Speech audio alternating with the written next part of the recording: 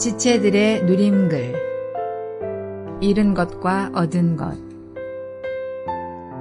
10년 전 갑자기 쓰러져 응급실에서 새로 시작된 새로운 생명의 시작은 다시금 믿음의 길에 커다란 변화를 가져왔습니다.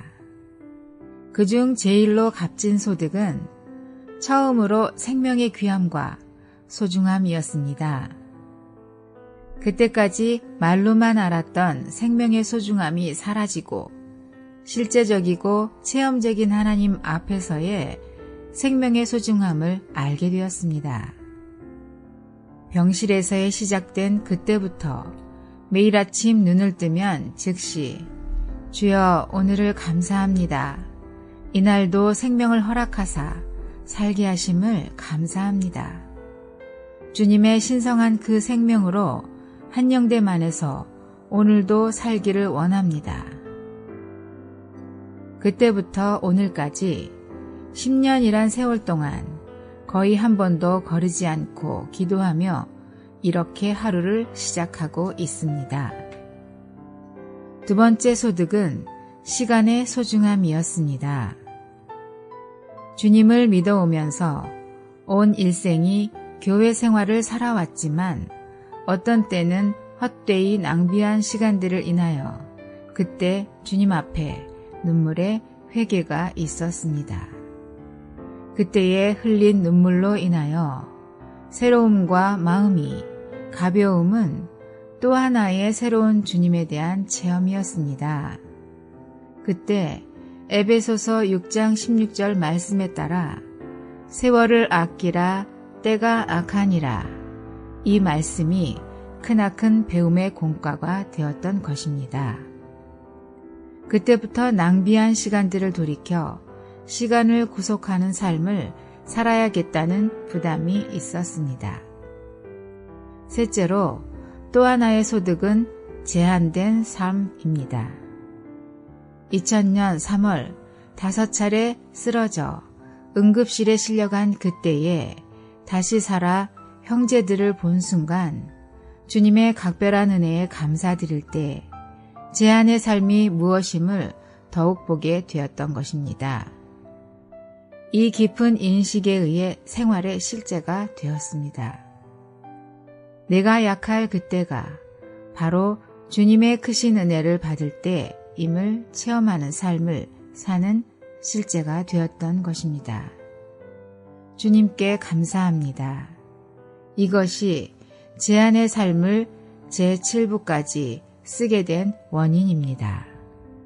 이 글을 자랑으로 혹은 자신을 드러내는 일로 올린 것이 아니라 주님의 역사하신 주님의 크신 은혜임을 단순하고 솔직하게 표현한 것입니다.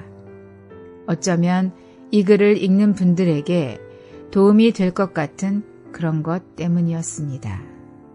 사실 이 질병으로 잃은 것도 많습니다. 그것은 복된 것들입니다. 때가 되면 간증할 수 있을지 모르겠습니다. 허락이 된다면 그때 쓴 병중 일기와 수기를 올릴까도 생각하고 있습니다. 제한의 삶은 더 써야 할 것 같습니다. 주님이 허락하신다면. 병중에 있으면서 가장 많은 누림과 공급과 교훈과 배움을 준 메시지들은 전에 말했듯이 아가서 결정 연구와 하나님 사람의 생활이란 말씀이었습니다. 오늘도 주님께 감사하고 있습니다. 주님이 아주 좋은 직장을 주셔서 감사가 넘칩니다. 지금도 어느 부대에 근무하고 있지만 참으로 이곳에서 주의 회복 안의 사역의 말씀을 읽고 또 읽을 수 있었던 것이었습니다. 아마도 평생 이렇게 직장에서 많은 시간을 얻기란 다른 직종에서는 전무할 것입니다. 오래된 질병 속에서도 근무할 수 있었던 것은 순전히 하나님의 손길 때문이었으며 주께서 나 같은 하잘것없는 자에게 주신 특권이었습니다. 일전에 어느 교회 홈피에 올렸던 지체의 공급으로부터 얻는 은혜의 삶에서 그리스도의 몸에 대한 인식과 체험과 이상들이 어쩌면 병중에서 얻게 된 것일 수 있지 않나 생각하며 감사할 뿐입니다. 저는 지금 어느 교회 한 작은 지체요, 하나의 작은 감자에 불과합니다. 하지만 그 몸의 한 지체임에 대하여 얼마나 행복한 눈물이 있는지 모릅니다. 그렇게 살고 있습니다.